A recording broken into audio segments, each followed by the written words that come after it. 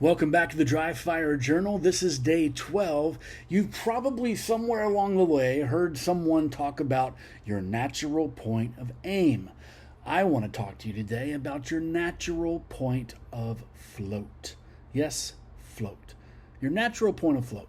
Before I show you this and demonstrate this, I am going to show you that I have nothing at all in the chamber of this barrel. It is entirely empty. You can see me wave my hand past it. I believe this is the best way to completely be confident in the condition of your firearm as you dry fire.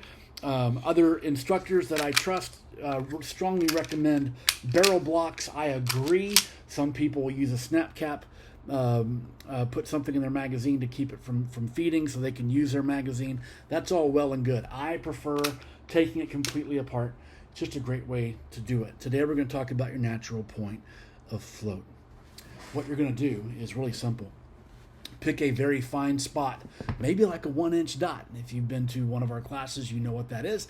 I'm going to use this camera that's right here, and I am going to index my way onto my two-hand grip. I'm going to touch my trigger. I'm not trying to manipulate it. I'm just going to touch it. I'm going to put my dot, not my front sight, but my dot. If you are a iron sight user, use your front post. But I'm going to put my dot on the camera, and then I am going to touch the trigger, and then I'm going to close my eyes, and I am going to count to 10. Ready? Go. 1, 2, 3, 4, 5, 6, 7, 8, 9, 10. I dropped low. I'm going to try it again. Touching the trigger. Ready? Go.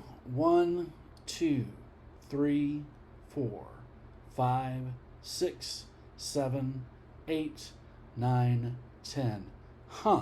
I dropped low.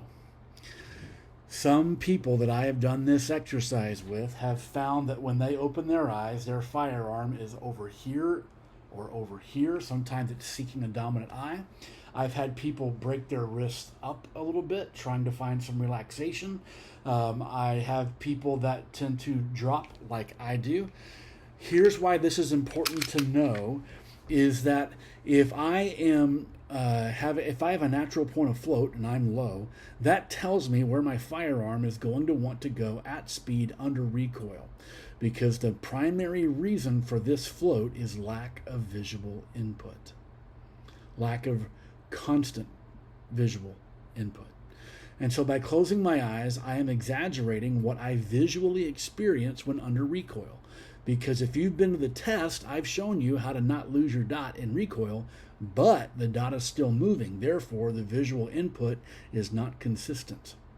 So by closing our eyes, we are exaggerating the lack of visual input and discovering where my firearm is most likely going to want to go as the firearm is recoiling.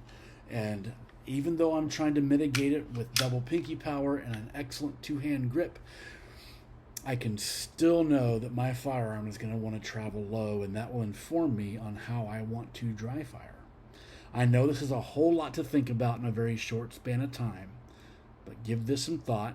And if you've made it this far in the video, drop me a comment and let me know what you're thinking first before you try it, and then let me know what you're thinking after you try it. 2 comments, that's your task. Get to work.